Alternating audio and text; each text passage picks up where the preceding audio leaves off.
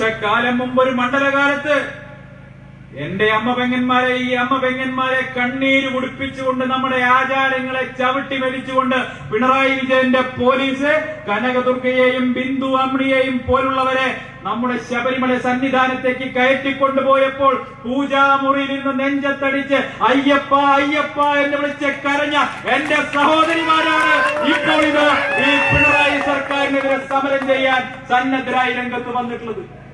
അവരാണ് വന്നിട്ടുള്ളത്.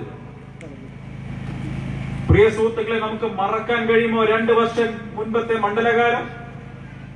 2 വർഷം മുൻപത്തെ മണ്ഡലകാലം നമുക്ക് മറക്കാൻ കഴിയുമോ?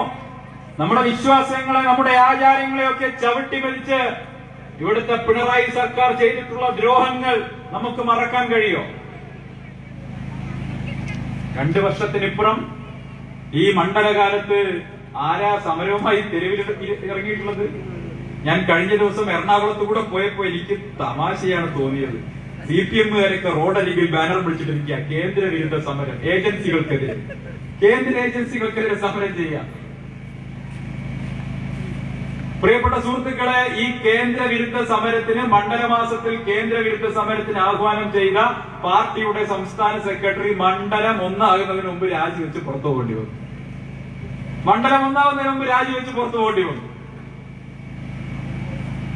ആലോചിച്ച് നോക്കി, എങ്ങനെയാ പുറത്തു പോകുന്നത്? എന്താ CPM-ന്റെ സംസ്ഥാന സെക്രട്ടറി ആയിരുന്ന പോളിറ്റ് ബ്യൂറോ മെമ്പർ ആയിരുന്ന ആൾ പുറത്തു പോകാൻ കാരണം? എന്താ മൂപ്പരുടെ മക്കളുടെ ബിസിനസ്? കോടിയേരി ബാലകൃഷ്ണന്റെ മകൻ ഏത് കേസിലെ പ്രതിയാണ്? ഏത് മകൻ എന്നുള്ളത് വ്യക്തമായി പറഞ്ഞു. 2 മക്കളുണ്ട് കേട്ടോ. ഒന്ന് ബിനോയ് കോടിയേരി, ഒന്ന് ബിനീഷ് കോടിയേരി. ബിനീഷ് കോടിയേരി ഏത് കേസിലെ പ്രതിയാ? ബിനീഷ് കോടിയേരി മയക്കുമരുന്ന് കടത്ത് കേസിലെ പ്രതിയാണ്. ബിനോയ് കോടിയേരി ഏത് കേസിലെ പ്രതിയാണ്? ബലാത്സംഗ കേസിലെ പ്രതിയാണ്. ഒരു മകൻ ബലാത്സംഗ കേസിലെ പ്രതി, മറ്റൊരു മകൻ മയക്കുമരുന്ന് കടത്ത് കേസിലെ പ്രതി. നല്ല ബെസ്റ്റ് തന്ത. ആലോചിച്ച് നോക്ക്, ഇതുപോലൊരു തന്തയെ അല്ലേ കേരളം കണ്ടിട്ടുണ്ടോ? ഈ സംസ്ഥാനത്ത്, ഈ രാജ്യത്തെ CPM-ന്റെ ഏറ്റവും പരമോന്നത സമിതിയിലെ അംഗമായ കോടിയേരി ബാലകൃഷ്ണന്റെ 2 മക്കൾ, ഒരുത്തൻ ബലാത്സംഗ കേസിലെ പ്രതി, ഒരുത്തൻ മയക്കുമരുന്ന് കടത്ത കേസിലെ പ്രതി.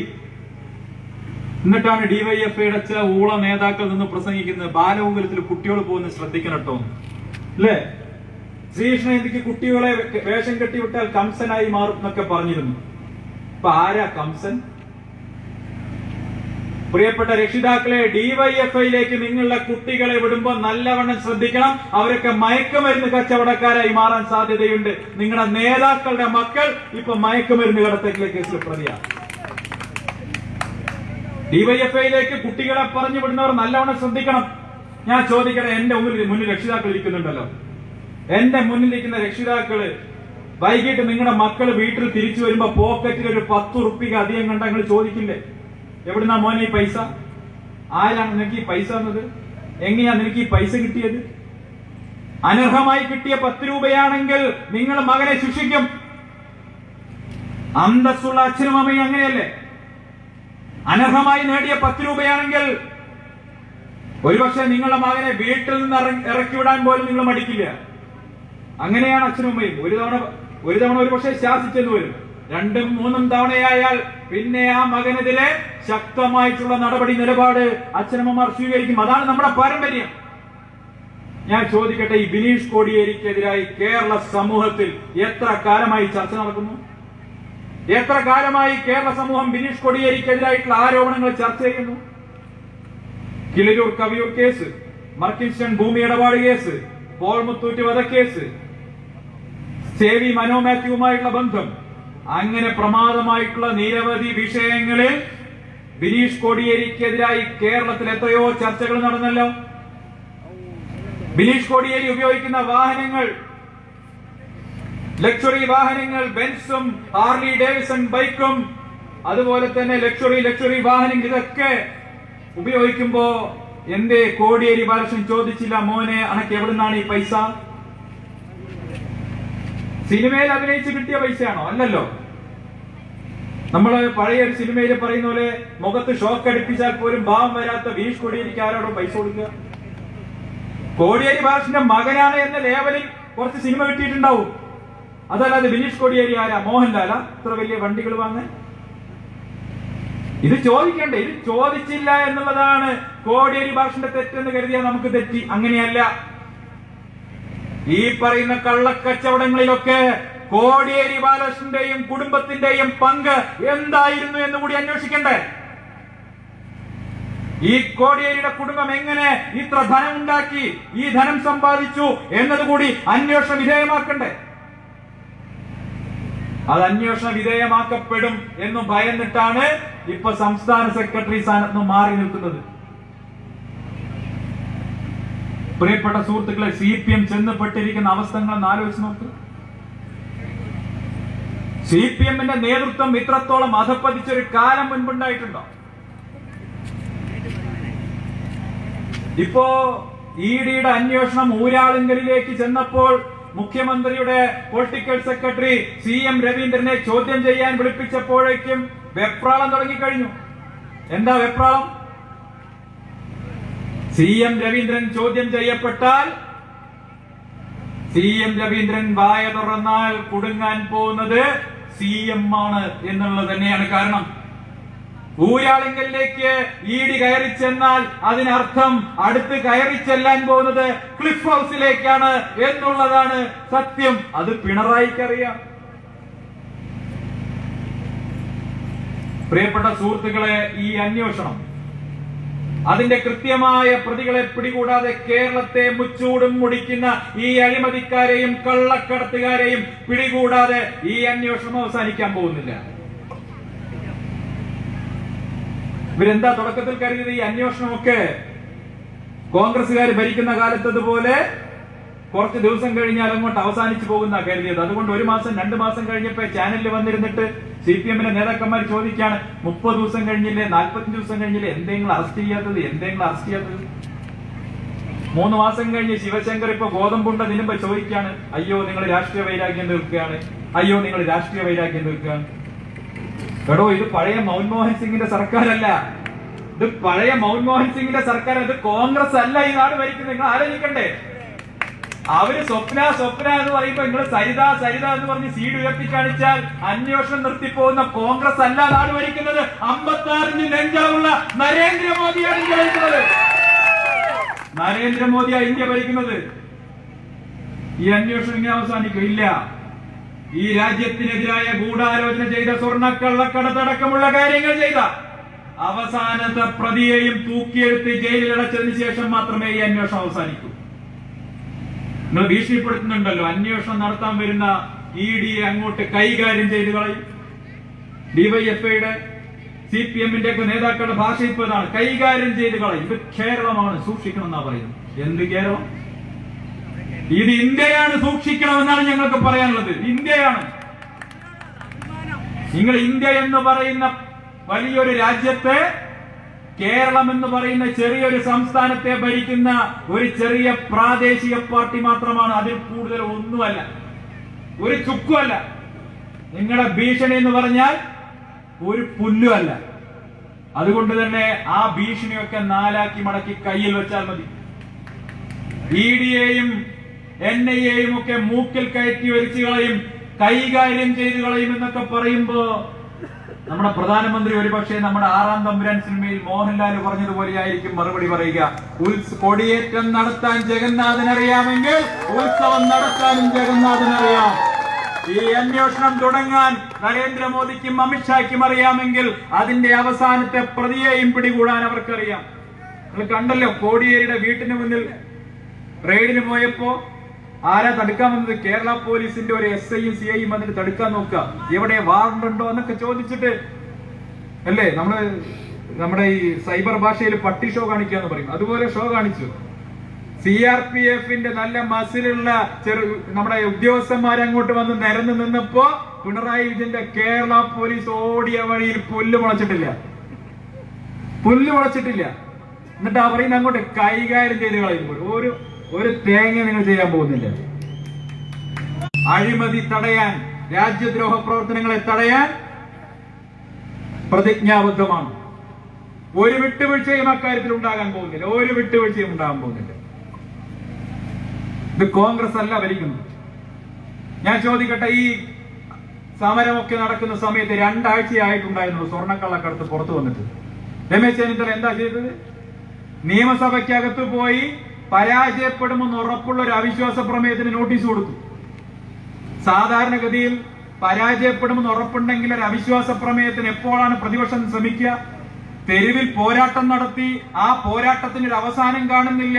ഈ പോരാട്ടത്തിന് ഒരു അവസാനം കാണാത്ത സമയത്ത് നിയമസഭയ്ക്കകത്തും ലോക്സഭയ്ക്കകത്തും സർക്കാരിനെ ചോദ്യം ചെയ്യാനുള്ള അവസാനത്തെ പോംവഴി, ലാസ്റ്റ് റിസോർട്ട് എന്നുള്ള നിലയ്ക്കാണ് അവിശ്വാസ പ്രമേയത്തിന് നോട്ടീസ് കൊടുക്കേണ്ടത്. അങ്ങനെയാണ് ഈ നാടിന്റെ പാരമ്പര്യം, കീഴ്വഴക്കം. പക്ഷേ രമേശ് ചെന്നിത്തല എന്ത് ചെയ്തു? 2ാമത്തെ ആഴ്ച കൊണ്ടുപോയി നോട്ടീസ് കൊടുത്തു. എന്താ നോട്ടീസ് കൊടുത്തതിന്റെ പിന്നിലെ ഗൂഢോദ്ദേശം? നോട്ടീസ് കൊടുത്തു കഴിഞ്ഞാൽ നിയമസഭയ്ക്കകത്ത് ഇതിന്റെ ചർച്ച കഴിഞ്ഞാൽ അന്നത്തോടെ പിന്നെ ഈ വിഷയം അവസാനിച്ചു. അവിശ്വാസ പ്രമേയം വോട്ടിനിട്ട് തള്ളിക്കഴിഞ്ഞാൽ പിന്നെ ഈ ചർച്ച പൊതുസമൂഹത്തിൽ ഉയർന്നു വരില്ല എന്ന ഉറച്ച ബോധ്യമുള്ളത് കൊണ്ടാണ് UDF-കാര് പിണറായി വിജയനെ സഹായിക്കാൻ വേണ്ടി അവിശ്വാസ പ്രമേയത്തിന് പോയത്. അവിശ്വാസ പ്രമേയത്തോട് അത്ര താല്പര്യമുണ്ടായിരുന്നെങ്കിൽ ചെന്നിത്തല എന്താ ചെയ്യേണ്ടിയിരുന്നത്? നിങ്ങൾക്കറിയാം അന്ന് എന്താ സംഭവിച്ചതെന്ന്? അന്ന് 3 സംഭവങ്ങൾ ഉണ്ടായി. ഒന്ന്, അവിശ്വാസ പ്രമേയത്തിന് മുൻപ് ഒരു സംഭവം ഉണ്ടായി.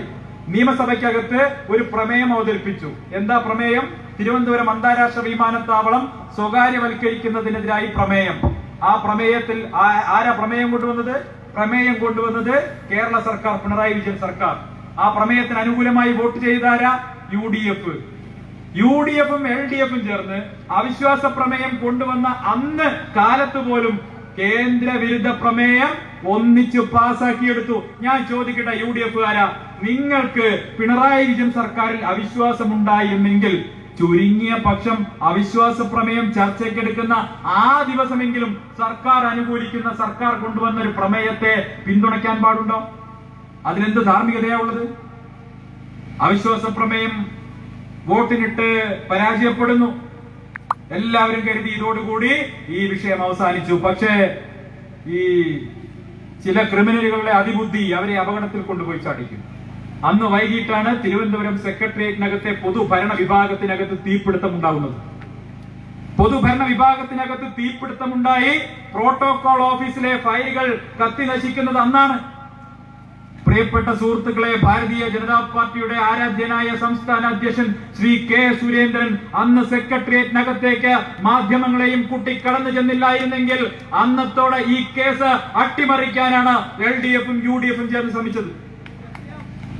അന്ന് BJP തുടങ്ങിയ സമരമാണ്, അന്ന് ഞങ്ങൾ തുടങ്ങിയ സമരമാണ് ഈ സ്വർണ്ണക്കള്ളക്കടത്ത് കേസ് കേരളത്തിലെ ജനങ്ങൾക്കിടയിൽ ഇങ്ങനെ ചർച്ചയാക്കി നിർത്തിയത്. ഞങ്ങൾ നടത്തിയിട്ടുള്ള രാഷ്ട്രീയ സമരമാണ് ഇപ്പോൾ ഫലം കാണുന്നത്.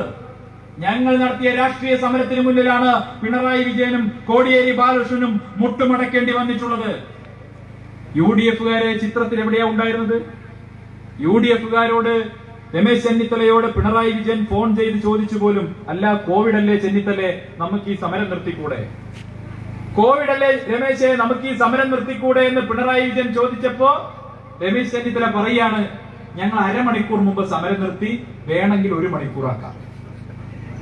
ഞങ്ങൾ അരമണിക്കൂർ മുമ്പ് സമരം നിർത്തി, വേണമെങ്കിൽ 1 മണിക്കൂറാക്കാം.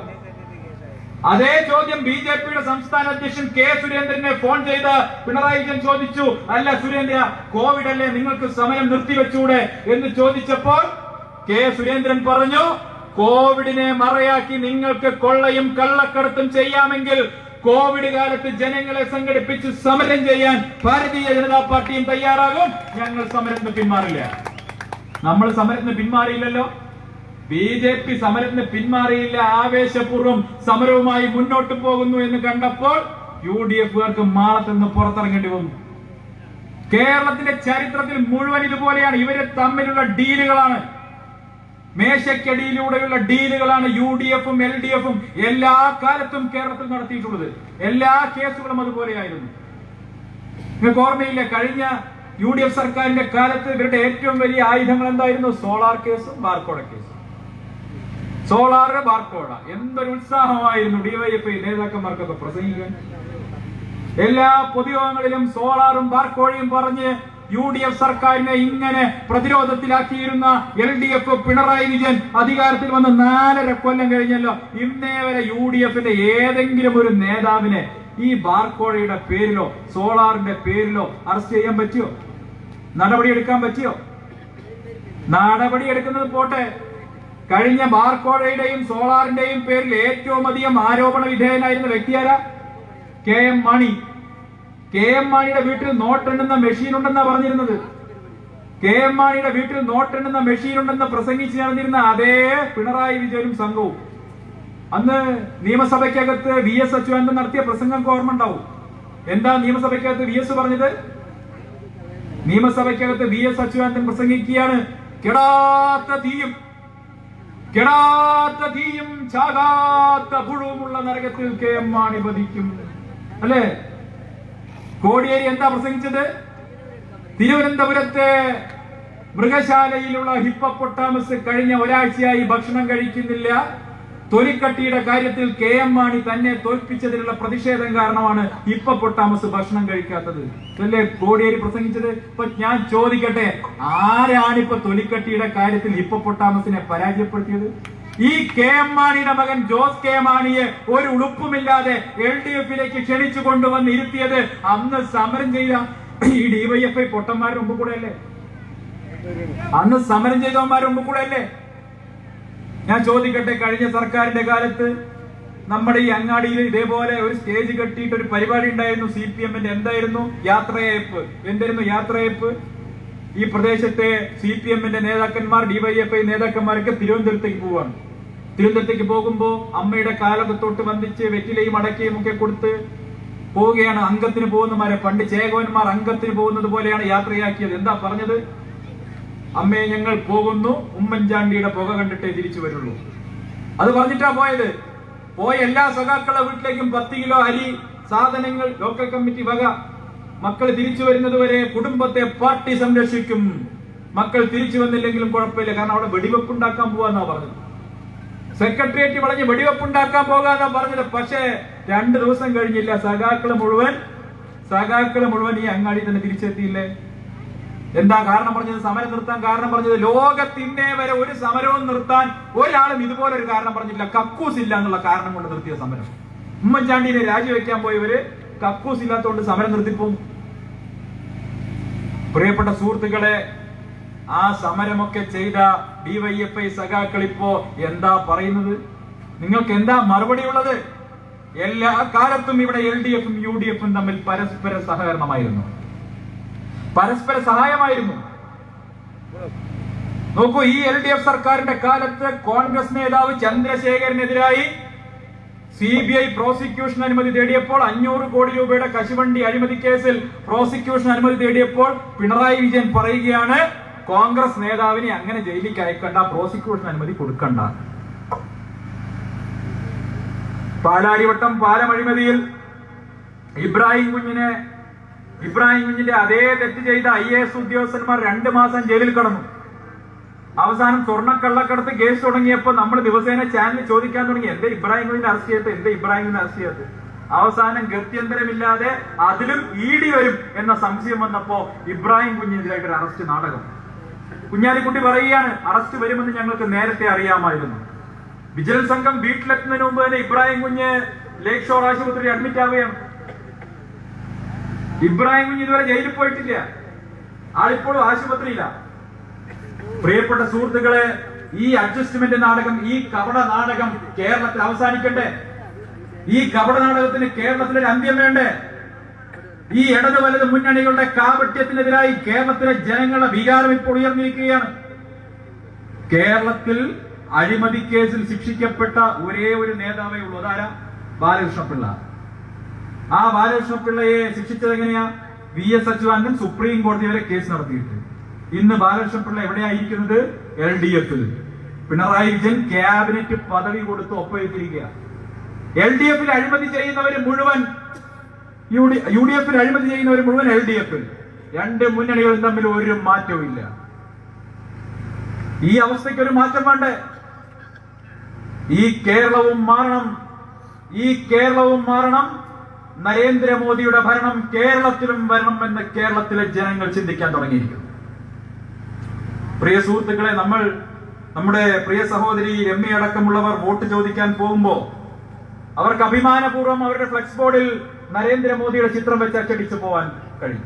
ഫ്ലക്സ് ബോർഡിൽ നരേന്ദ്രമോദിയുടെ ചിത്രം വെക്കാം, അഭ്യർത്ഥനയിൽ മോദിജിയുടെ ചിത്രം വെക്കാം, നമ്മുടെ പോസ്റ്ററിൽ മോദിജിയുടെ ചിത്രം വെക്കാം, അല്ലേ? നമുക്ക് അന്തസ്സായിട്ട് മോദിജിയുടെ ചിത്രം വെച്ച് വോട്ട് തേടി പോകാൻ കഴിയും. കാരണം എന്താ? കേരളത്തിലെ ജനങ്ങൾ വോട്ട് ചെയ്യാൻ ആഗ്രഹിക്കുന്നത്, രമ്യയിലൂടെ വോട്ട് ചെയ്യാൻ ആഗ്രഹിക്കുന്നത്. രമ്യയ്ക്ക് വോട്ട് ചെയ്യുമ്പോൾ ഈ പ്രദേശത്തെ ആളുകൾ വോട്ട് ചെയ്യാൻ ആഗ്രഹിക്കുന്നത് ആർക്കാ? ഭണ്ഡാരിയിലെ ജനങ്ങൾ വോട്ട് ചെയ്യാൻ ആഗ്രഹിക്കുന്നത് ആർക്കാ? നരേന്ദ്രമോദിക്ക് വോട്ട് ചെയ്യാനാണ് ആഗ്രഹിക്കുന്നത്.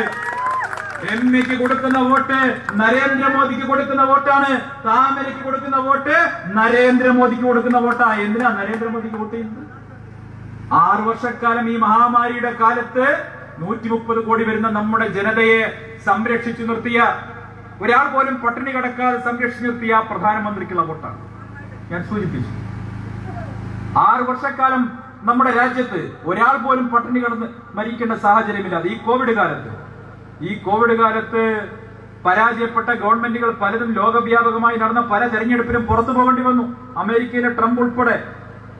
ട്രംപ് പുറത്തു പോയത് കോവിഡിനെ നേരിടുന്ന സംഭവിച്ച പരാജയം കൊണ്ടാണ്.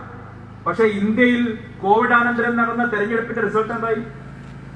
ബീഹാറിലെ തെരഞ്ഞെടുപ്പ് ഫലം വന്ന ദിവസം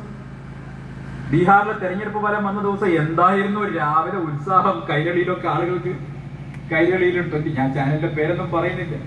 എല്ലാ ചാനലിലും രാവിലെ 7 മണിക്ക് കുളിച്ച് കുറിതൊട്ട് കുട്ടപ്പനായി കൂട്ടമിട്ട് കുറെ അവതാരകർ കയറിയിരുന്നു മോദിജി തോൽക്കുന്നത് കാണാൻ. ഇപ്പൊ തോൽക്കാൻ തലേ ദിവസം എക്സിറ്റ് പോളിൽ ഇവരെ മഹാകടിപിടി ബന്ധൻ വൻ വിജയം നേടും എന്നായിരുന്നല്ലോ പ്രവചനം ഉണ്ടായിരുന്നത്. മോദിജി തോൽക്കാൻ പോകുന്നു എന്ന് പറഞ്ഞ് എല്ലാവരും ചാനൽ മുറികളിൽ ഇരുന്നു.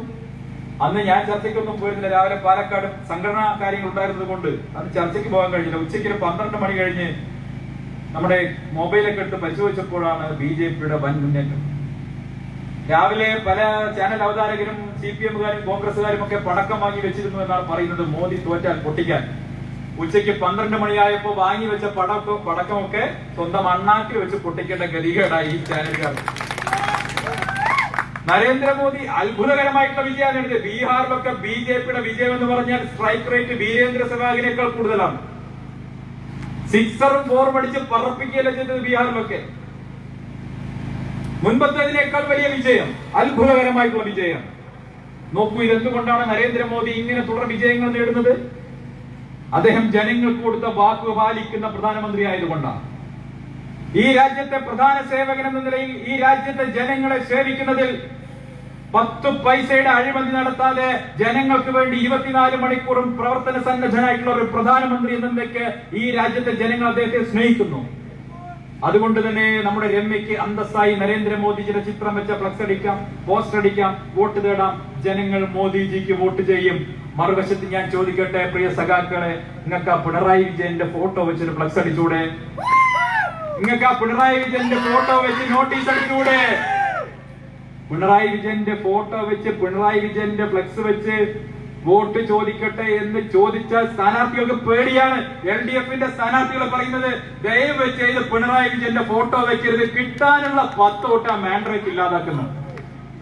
കിട്ടാനുള്ള 10 വോട്ട് പോവും. ആരാണ് വോട്ട് ചെയ്യുക? പിണറായി വിജയന്റെ ഫോട്ടോ കണ്ടാൽ, ഞാൻ ആ വാക്ക് പ്രയോഗിക്കുന്നില്ല, അല്ല ഞാൻ പ്രയോഗിക്കുന്നില്ല, മോശമല്ല, വേണ്ട മോനെ. ആരാ വോട്ട് ചെയ്യുക? ഒരാളും വോട്ട് ചെയ്യില്ല. മുഖ്യമന്ത്രി പിണറായി വിജയന്റെ ഫോട്ടോ കണ്ടാൽ നമ്മുടെ വീട്ടിൽ കെട്ടിയിട്ട ഒരു മൃഗമുണ്ടല്ലോ, അത് വെള്ളം പോലും കുടിക്കില്ല. അതുപോലെ ഞാനതാ പറയുന്നത്. അതുപോലെയുള്ള അവസ്ഥയിൽ കേരളത്തെ എത്തിച്ചു കഴിഞ്ഞു. 4.5 വർഷക്കാലം ഈ കേരളത്തെ മുച്ചൂടും മുടിച്ച ഈ സർക്കാരിനെ പുറത്താക്കാൻ കേരളത്തിലെ ജനങ്ങൾ കാത്തിരിക്കുകയാണ്. ഓരോ ദിവസവും പുറത്തു വരുന്ന അഴിമതിക്കഥകൾ. പാവങ്ങൾക്ക് വേണ്ടി ഭവന പദ്ധതി, ലൈഫ് പദ്ധതി ആലോചിച്ച് നോക്ക്. 20 കോടി ഉറുപ്പികയുടെ പ്രൊജക്ട് നടപ്പാക്കിയപ്പോ 9 കോടിയും കമ്മീഷൻ അടിച്ചു മാറ്റി. ഇതുപോലെ ദരിദ്രവാസികൾ പറയുന്നുണ്ടോ? 20 കോടിയുടെ പദ്ധതിയിൽ 9 കോടിയും കമ്മീഷൻ. കൈയിട്ട് വാരുകയാണ്. അവസാനത്തെ പോയി ഞാൻ പഴയൊരു സിനിമയിലുണ്ടല്ലോ, ഫ്ളാറ്റിൽ ബോംബ് വെച്ചു എന്ന് കേട്ടപ്പോ ജഗതിയുടെ ഒരു പരിഭ്രമുണ്ടല്ലോ, മിക്സി എടുക്കണോ, കുട്ടി എടുക്കണോ, ഗ്രൈൻഡർ എടുക്കണോ. അതുപോലെയാണ് പിണറായി വിജയൻ. അവസാനം 3 മാസേ ബാക്കിയുള്ള എന്തൊക്കെ ഊരിക്കൊണ്ടു പോകണമെന്ന് ഒരു നിശ്ചയമില്ല. കേരളം മുഴുവൻ അടിച്ചു മാറ്റാനുള്ള പരിപാടിയാണ് ഇവർക്ക്. ഓരോ കേസിലും അഴിമതിയുടെ കാര്യം പറഞ്ഞ് ആലോചിച്ച് നോക്ക്. ആരാണ് ലൈഫ് പദ്ധതിയിൽ അഴിമതി ഉണ്ടെന്ന് പറഞ്ഞ്? നമ്മളാണോ? കമ്മീഷൻ വാങ്ങിയത് ആരാ പറഞ്ഞത്? കേരളത്തിന്റെ ധനകാര്യമന്ത്രി തോമസ് ഐസക്കാ പറഞ്ഞത്. എന്താ ഇപ്പൊ 2 ദിവസം മുമ്പ് തോമസ് ഐസക്കും പിണറായിയും തമ്മിൽ പ്രശ്നം ഉണ്ടാവാൻ കാരണം? തോമസ് ഐസക്ക് അങ്ങോട്ടൊരു ചെക്ക് വെച്ചു കൊടുത്തു. എന്താ പറഞ്ഞത്? ലൈഫ് പദ്ധതിയിൽ കോഴ ഇടപാട് നടന്നു. പാർട്ടി ചാനലിൽ പറഞ്ഞു. മുഖ്യമന്ത്രിയുടെ മീഡിയ അഡ്വൈസർ അത് ശരിവെക്കുകയും ചെയ്തു. പിന്നാലെ നരേന്ദ്രമോദിയുടെ CBI കേസ് അന്വേഷണം ഏറ്റെടുത്തു. കേരളത്തിലെ ഏറ്റവും പ്രമുഖനായിട്ടുള്ള ഒരു IAS ഉദ്യോഗസ്ഥനെ വരെ വിളിച്ച് ചോദ്യം ചെയ്യേണ്ട ഗതികേടിലെത്തി. ലൈഫ് പദ്ധതിയുമായി ബന്ധപ്പെട്ട് അതിലെ കോഴ ഇടപാട് അന്വേഷിച്ചു പോയാൽ കേരളത്തിലെ CPM-ന്റെ സമുന്നതരായ നേതാക്കളുടെ മക്കളിലേക്ക് അന്വേഷണം എത്തുമെന്നുള്ള ഭയമാണ് പിണറായി വിജയനുള്ളത്. ആ ചെക്കാര വെച്ചു കൊടുത്തത് തോമസ് ഐസക്ക വെച്ചു കൊടുത്തത്. അപ്പൊ തോമസ് ഐസക്ക് തിരിച്ച് പിണറായി വിജയനും ഒരു ചെക്ക് വെച്ചു കൊടുത്തു. അതാണ് KSFE-യിലെ റെയ്ഡ്. KSFE എന്ന് പറയുന്ന കേരളത്തിലെ ജനങ്ങൾ വിശ്വസിക്കുന്ന ഒരു മഹാസാമ്പത്തിക സ്ഥാപനത്തെ മുച്ചൂടും മുടിക്കുകയും സർവത്ര തട്ടിപ്പ് നടത്തുകയും ചെയ്ത് ഭരണവൈകല്യം കൊണ്ട് അതിനെ തകർത്ത ഒരു ധനകാര്യമന്ത്രിയാണ് ഈ പറയുന്ന തോമസ് ഐസക് എന്ന് ജനങ്ങൾക്ക് മനസ്സിലാക്കാൻ വേണ്ടി നടത്തിയിട്ടുള്ള റെയ്ഡ്, വിജിലൻസ് റെയ്ഡ്. ഞാൻ ദീർഘിപ്പിക്കുന്നില്ല, ആ വിഷയത്തിൽ ഞാൻ സംസാരിക്കുന്നില്ല. പക്ഷേ പ്രിയപ്പെട്ട സുഹൃത്തുക്കളെ, ഈ തോമസ് ഐസക്കും പിണറായി വിജയനും തമ്മിലുള്ള പോരാട്ടമാണ് ഇനിയുള്ള ദിവസങ്ങളിൽ കേരളം കാണാനിരിക്കുന്നത്. CPM 2 ധ്രുവങ്ങളിലായി കഴിഞ്ഞു. പഴയ VS അച്യുതാനന്ദൻ പിണറായി വിജയൻ പോരിന് ശേഷം ഇതാ പുതിയ പോർമുഖം CPM തുറന്നിരിക്കുകയാണ്. ആ പുതിയ പോർമുഖം തുറന്നു എന്നുള്ളത് വ്യക്തമാക്കുന്നതാണ് 2 ദിവസം മുഖ്യമന്ത്രി നടത്തിയ പത്രസമ്മേളനം. അദ്ദേഹം പറഞ്ഞു, കേരളത്തിൽ മീഡിയ സിൻഡിക്കേറ്റ് ഉണ്ട്. എന്നാണ് മീഡിയ സിൻഡിക്കേറ്റ് എന്ന പ്രയോഗം അവസാനമായി പിണറായി വിജയൻ നടത്തിയത്? നിങ്ങൾക്ക് ഓർമ്മയില്ലേ? പണ്ട് VS അച്യുതാനന്ദനുമായി സംഘർഷം ഉണ്ടായിരുന്ന പിണറായി വിജയന്റെ ആ കാലത്ത് തിരുവനന്തപുരത്ത് അദ്ദേഹം നടത്തിയ പദപ്രയോഗമാണ് മീഡിയ സിൻഡിക്കേറ്റ്. അത് വീണ്ടും നടത്തുമ്പോൾ നമ്മൾ എന്താ മനസ്സിലാക്കേണ്ടത്? CPM-നുള്ളിൽ അടി ആരംഭിച്ചിരിക്കുന്നു. ഇനി പിണറായി വിജയന് 3-4 മാസക്കാലം മാത്രമേ ബാക്കിയുള്ളൂ എന്ന് തിരിച്ചറിയുന്ന തോമസ് ഐസക്കും ആനത്തലവട്ടം ആനന്ദനും അടക്കമുള്ള സഖാക്കൾ ഇപ്പൊ പിണറായി വിജയനെതിരായി തിരിഞ്ഞിരിക്കുകയാണ്. CPM കണ്ണൂർ ലോബിയും തിരുവിതാംകൂർ ലോബിയും തമ്മിലുള്ള സംഘടനമാണ് ഇനി നടക്കാൻ പോകുന്നത്, നമ്മൾ കാണാൻ പോകുന്നത്. നമ്മുടെ മുഖ്യമന്ത്രി അദ്ദേഹം അസുഖമുള്ളയാളാണ് എന്നാണ് പറയുന്നത്. മുഖ്യമന്ത്രിക്ക് അസുഖമുണ്ട്.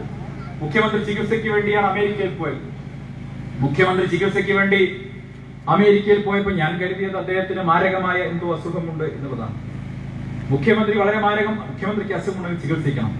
10-70 വയസ്സുള്ള കേരളത്തിലെ ഏറ്റവും സീനിയർ പൊളിറ്റിക്കൽ ലീഡർ, അദ്ദേഹത്തിന് അസുഖമുണ്ടെങ്കിൽ തീർച്ചയായും അത് ചികിത്സിക്കേണ്ടതാണ്. ഇനിയിപ്പോ അമേരിക്കയിലാണ് ചികിത്സ കിട്ടുന്നതെങ്കിൽ, നമ്പർ 1 കേരളത്തിൽ ചികിത്സ ലഭ്യമല്ലെങ്കിൽ തീർച്ചയായും അദ്ദേഹം അമേരിക്കയിൽ പോകണം. നമുക്കത് തർക്കമൊന്നുമില്ല, അല്ലേ? ശൈലജ ടീച്ചറുടെ ആരോഗ്യ രംഗത്തെ പരിപാലനം പിണറായി വിജയന് താല്പര്യമില്ലെങ്കിൽ, ആ ആശുപത്രികളിൽ ചികിത്സ ലഭ്യമല്ലെങ്കിൽ തീർച്ചയായും പിണറായി വിജയൻ അമേരിക്കയിൽ പോയി ചികിത്സിക്കണം എന്നുള്ള കാര്യത്തിൽ എനിക്കൊരു സംശയവുമില്ല. മുഖ്യമന്ത്രിയുടെ അസുഖം എന്താണെന്നുള്ള കാര്യത്തിൽ എന്റെ സംശയം മാറിയത് മിനിഞ്ഞാന്നാണ്. തോമസ് ഐസക് പറഞ്ഞ അയാൾക്ക് വട്ടാണ്. ഇപ്പോഴാണ് എനിക്ക് മനസ്സിലായത് മുഖ്യമന്ത്രിയുടെ അസുഖം എന്താണ്. തോമസ് ഐസക് പറഞ്ഞത് വട്ടാണെന്ന്.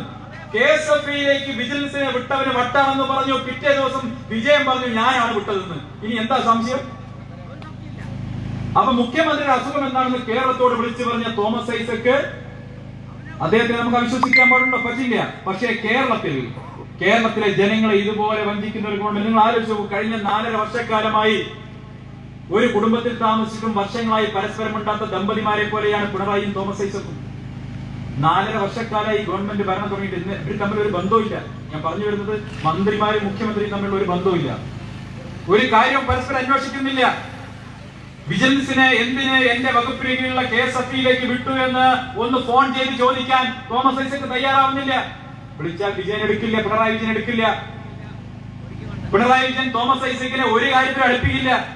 അതുകൊണ്ടാണ് ഭരണം തുടങ്ങിയ ദിവസം തന്നെ മുഖ്യമന്ത്രിക്ക് സാമ്പത്തിക ഉപദേഷ്ടാവായി ഗീതാ ഗോപിനാഥ് എന്ന് പറയുന്ന പരിണിത പ്രജ്ഞയായിട്ടുള്ള സാമ്പത്തിക ഉപദേഷ്ടാവിനെ മുഖ്യമന്ത്രി പിണറായി വിജയൻ കൊണ്ടുവന്ന് നിയമിച്ചത്. കേരളത്തിൽ കഴിഞ്ഞ കോവിഡ് കാലത്ത് ഒരു ഇല്ലാത്ത സാമ്പത്തിക പാക്കേജ് മുഖ്യമന്ത്രി പ്രഖ്യാപിച്ചിരുന്നു. അതങ്ങനെയാണല്ലോ. പിണറായി അവിടെ നരേന്ദ്രമോദി വല്ലതും ചെയ്യുന്നത് കണ്ടാൽ അതിനെ കോപ്പി അടിച്ചിട്ട് ഇവിടെ ചെയ്യുക എന്നുള്ള പരിപാടിയാണല്ലോ. അവിടെ മോദിജി 3 ലക്ഷം കോടി രൂപയുടെ പാക്കേജ് പ്രഖ്യാപിച്ചപ്പോൾ ഇവിടെ ഒരു ഉണ്ടയില്ലാത്ത വെടിപൊട്ടിച്ചു പിണറായി വിജയനും. പക്ഷേ പ്രഖ്യാപിച്ചത് സാമ്പത്തിക പാക്കേജ് ആണല്ലോ. കേന്ദ്രത്തിൽ സാമ്പത്തിക പാക്കേജ് പ്രഖ്യാപിച്ചത് കേന്ദ്ര ധനകാര്യമന്ത്രിയും ധനകാര്യ സഹമന്ത്രിയും ചേർന്നിട്ടായിരുന്നെങ്കിൽ കേരളത്തിൽ അത് പ്രഖ്യാപിച്ചത് മുഖ്യമന്ത്രിയാണ്. പക്ഷേ തൊട്ടടുത്ത് പോലും കേരളത്തിന്റെ ധനകാര്യമന്ത്രിയെ ഇരുത്താൻ പിണറായി വിജയൻ തയ്യാറായില്ല. അത്രമേൽ അവിശ്വാസമാണ് തോമസ് ഐസക്കും മുഖ്യമന്ത്രിയും തമ്മിൽ നിലനിൽക്കുന്നത്.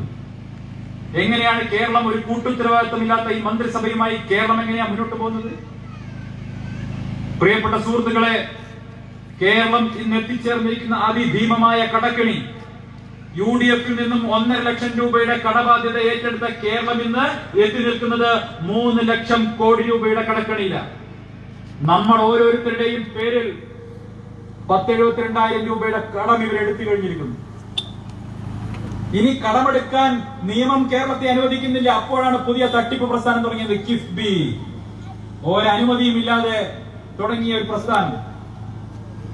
ഇപ്പൊ കിഫ്ബിയെ കുറിച്ച് കൺട്രോളർ ആൻഡ് ഓഡിറ്റർ ജനറലിന്റെ റിപ്പോർട്ട് വരുമ്പോ ആ റിപ്പോർട്ട് ഒട്ടിച്ചു നോക്കാൻ, വായിച്ചു നോക്കാൻ നിയമസഭയിൽ അവതരിപ്പിക്കുന്നതിന് മുമ്പ്, ടേബിളിൽ വെക്കുന്നതിന് മുമ്പ് ധനകാര്യമന്ത്രി പൊട്ടിച്ചു നോക്കിയാണ് നിയമവിരുദ്ധമായിട്ട്. പൊട്ടിച്ചു നോക്കിയപ്പോ അത് നിയമവിരുദ്ധമാണെന്ന് ബോധ്യപ്പെട്ടപ്പോ ഇപ്പൊ സെക്രട്ടറിയുടെ തലക്കിടാൻ നോക്കുന്നു. ഈ രാജ്യത്തെ ഭരണഘടനയ്ക്കും ഈ രാജ്യത്തെ ഭരണഘടനാ സ്ഥാപനങ്ങൾക്കും പുല്ലുവില നൽകിക്കൊണ്ടാണ് ഈ മന്ത്രിസഭ മുന്നോട്ട് പോകുന്നത്. ഇവര് വലിയ ഭരണഘടനാ സംരക്ഷകരാണല്ലോ. ഇവര് ഭരണഘടനയ്ക്ക് വേണ്ടിയും രാജ്യത്തിന് വേണ്ടിയൊക്കെ നിലകൊള്ളുന്നു എന്ന് കഴിഞ്ഞ CAA വിരുദ്ധ സമരകാലത്ത് പറഞ്ഞിരുന്ന ആളുകൾ രാജ്യത്തെ ഒരു ഭരണഘടനാ സ്ഥാപനമായ CAG അവരെ വെല്ലുവിളിക്കുന്നു. എന്തിനേറെ സംസ്ഥാന സർക്കാരിന്റെ അന്വേഷണ സംഘങ്ങളെ അവരെ വെല്ലുവിളിക്കല്ലേ. തോമസ് ഐസക് എന്താ പറഞ്ഞത്? ഇനി വിജിലൻസിന്റെ ആളുകൾ, ഉദ്യോഗസ്ഥർ റെയ്ഡ് ചെയ്യാൻ വന്നാൽ നിങ്ങൾ അവരെ തടഞ്ഞുകൊള്ളൂ, പ്രവേശിപ്പിക്കേണ്ടതില്ല, ബാക്കി ഞാൻ നോക്കിക്കൊള്ളാമെന്നാണ് ഒരു മന്ത്രി പറയുന്നത്. വിജിലൻസിന്റെ അന്വേഷണം എന്താവണമെന്ന് ഞങ്ങൾ നിശ്ചയിക്കുമെന്നാണ് തോമസ് ഐസക് പറയുന്നത്. ഞാൻ ചോദിക്കട്ടെ, ഇതല്ലേ അന്വേഷണ ഏജൻസികളുടെ പരമാധികാരത്തിന് മുകളിൽ ഇടപെടുന്നതിനുള്ള ഏറ്റവും പ്രധാനപ്പെട്ട തെളിവ്? കഴിഞ്ഞ 6 വർഷത്തിനിടയ്ക്ക് കേന്ദ്രത്തിന്റെ കീഴിലുള്ള പൊതുമേഖലാ ബാങ്കുകളിൽ പലപ്പോഴായി കേന്ദ്ര അന്വേഷണ ഏജൻസികൾ അന്വേഷണം നടത്തിയിട്ടുണ്ട്. അവിടെ ഉദ്യോഗസ്ഥർ അഴിമതി ചെയ്യുന്നുണ്ടോ, തെറ്റ് ചെയ്യുന്നുണ്ടോ എന്നുള്ള പരിശോധന CBI അടക്കമുള്ള കേന്ദ്ര അന്വേഷണ ഏജൻസികൾ നടത്തുമ്പോൾ നിങ്ങൾ എപ്പോഴെങ്കിലും നിങ്ങളുടെ ശ്രദ്ധയിൽപ്പെട്ടിട്ടുണ്ടോ? ഏതെങ്കിലും ഒരു കേന്ദ്രമന്ത്രി, ഏതെങ്കിലും ഒരു BJP നേതാവ് ഈ അന്വേഷണ ഏജൻസികളെ തടയുമെന്നോ അല്ലെങ്കിൽ തള്ളിപ്പറയുകയോ ചെയ്തിട്ടുണ്ടോ? അത് ചെയ്യാൻ പാടുണ്ടോ? അന്വേഷണ ഏജൻസികളുടെ സ്വതന്ത്രമായിട്ടുള്ള അന്വേഷിക്കാനുള്ള അധികാരത്തിന്മേൽ ഇവിടെ തോമസ് ഐസക്കും കേരളത്തിലെ മന്ത്രിസഭയും ഒക്കെ കയറി അവരെ അന്വേഷിക്കുന്നത് വിലക്കുകയാണ്. ഇപ്പൊ പറയുന്നത് KSFE ആഭ്യന്തര ഓഡിറ്റ് നടത്തുന്നതാണ്. KSFEയിൽ നടന്നിട്ടുള്ള ക്രമക്കേട് KSFE തന്നെ അന്വേഷിക്കും എന്നാണ് ഇപ്പോ തോമസ് ഐസക് പറയുന്നത്. ഇതിലും ഭേദം ആ ശ്രീമതി ടീച്ചറേയും ഗോവിന്ദ മാഷയും വെച്ചൊരു കമ്മീഷൻ വെക്കുകയായിരുന്നു. ഇതിലും ഭേദം അത് ചെയ്യായിരുന്നു. പാർട്ടി എന്ത് തെറ്റിയാലും പാർട്ടി തന്നെ അന്വേഷിക്കുന്ന പരിപാടി ഉണ്ടല്ലോ. എന്നിട്ട് അവസാന റിപ്പോർട്ട് വരും, ജാഗ്രത കുറവ് അല്ലെങ്കിൽ തീവ്രത കുറഞ്ഞ പീഡനം. ഇതാണല്ലോ ഇവരുടെ സ്ഥിരം പരിപാടി. പ്രിയപ്പെട്ട സുഹൃത്തുക്കളെ, ഈ നാട്ടുകാരെ ഇങ്ങനെ പറ്റിക്കുന്ന ഈ സാധനങ്ങളെ കേരളത്തിൽ നിന്ന് വലിച്ചെറിയാൻ സമയമായി. നേരത്തെ അമിത്ഷാ വന്നിട്ട് കേരളത്തിലെ ഗവൺമെന്റിനെ വലിച്ചു താഴെയിടണം എന്ന് പറഞ്ഞപ്പോ അതിന് പിണറായി വിജയൻ പറഞ്ഞൊരു മറുപടി ഉണ്ട്. എന്താ മറുപടി? ഈ തടി പോരാട്ടവും അല്ലേ? അമിത്ഷായുടെ തടി പോരാ എന്നാണ് അന്ന് പറഞ്ഞത്. ഇപ്പൊ ബോധ്യപ്പെട്ടിട്ടുണ്ടാവും അമിത്ഷായുടെ തടി മതി ഇവന്മാരെ വലിച്ച് താഴെയിടാൻ. പ്രിയപ്പെട്ട സുഹൃത്തുക്കളെ, ഞാൻ ദീർഘിപ്പിക്കുന്നില്ല. ഈ സംസ്ഥാനം ചെന്നപ്പെട്ടിരിക്കുന്ന അവസ്ഥ എന്ന് പറയുന്നത് തിരിച്ചു കയറാൻ വലിയ ബുദ്ധിമുട്ടുള്ള സാമ്പത്തിക പരാധീനതയിലേക്കാണ് നമ്മുടെ സംസ്ഥാനം ചെന്നപ്പെട്ടിരിക്കുന്നത്. ഈ CPM ഭരിച്ച്, കോൺഗ്രസ് ഭരിച്ച് കേരളത്തെ മുച്ചൂടും മുടിച്ചിരിക്കുന്നു. 1980 ശേഷം മുന്നണി സംവിധാനങ്ങൾ വന്നതിന് ശേഷം എന്റെ മുന്നിലിരിക്കുന്ന പ്രിയപ്പെട്ട യുവതി യുവാക്കൾക്ക് 10 പേർക്ക് തൊഴിൽ കിട്ടുന്ന ഒരു സംവിധാനവും തുടങ്ങാൻ ഈ സംസ്ഥാന സർക്കാരുകൾക്കായിട്ടില്ല. ഒരു 10,000 പേർക്കെങ്കിലും തൊഴിൽ കിട്ടുന്ന ഏതെങ്കിലും ഒരു വലിയ വ്യവസായം കേരളത്തിൽ കൊണ്ടുവരാനേ സാധിച്ചിട്ടില്ല. കേരളത്തിൽ ആകെ നടക്കുന്നത് ഈ വിവാദ വ്യവസായങ്ങളല്ലാതെ മറ്റൊരു വ്യവസായവും കേരളത്തിൽ നടക്കുന്നില്ല.